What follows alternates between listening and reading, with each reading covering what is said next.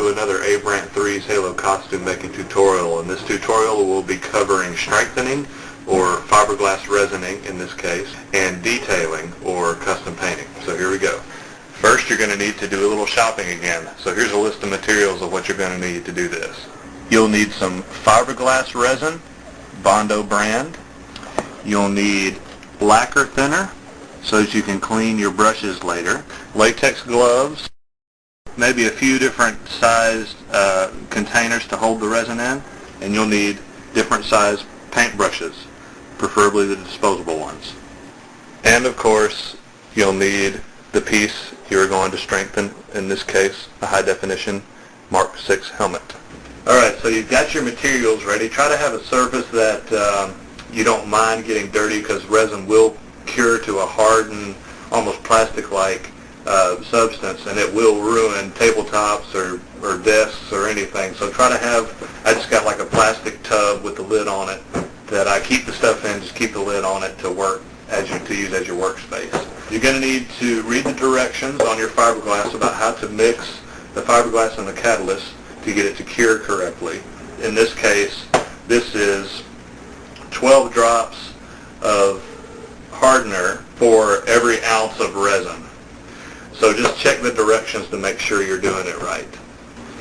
Because if you don't put enough catalyst in it, it won't cure all the way, and it'll remain sticky. If you put too much, it'll overheat and crack, and it'll make it pretty brittle. So make sure you have the right ratios.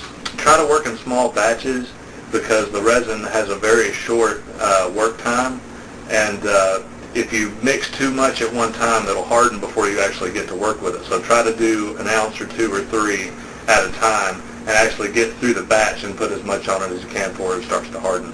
Now that you've got the right ratio of catalyst and resin, be sure you mix it very, very thoroughly. Next, get one of your brushes, disposable brushes. Get a good coat on there.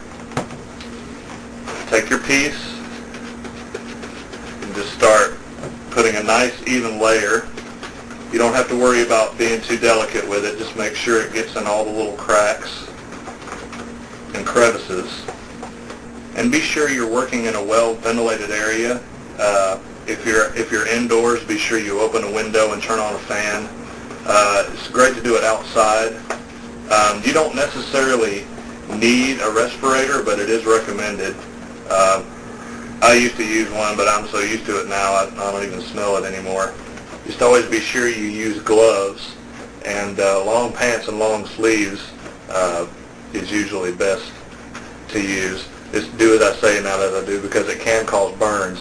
The cool thing about resin is once it's hardened in the container, all you got to do is flex it a little bit, and it pops out.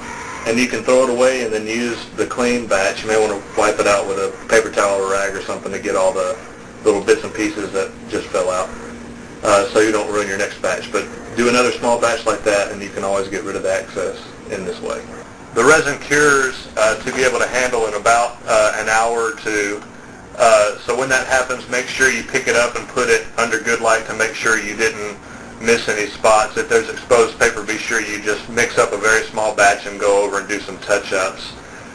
Make sure all the paper is completely glazed over with a good coat of resin. I also recommend doing a layer of resin on the inside as well. Same exact thing as what you did on the outside. Just you don't have to be near as delicate on the inside. Just make sure you have a nice even coat.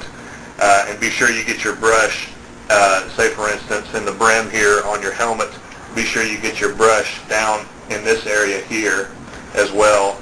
And there's a lot of places like that in high definition pieces of armor that you're going to need to be sure you get your brush down in there to get a good coat all the way throughout the inside of the piece.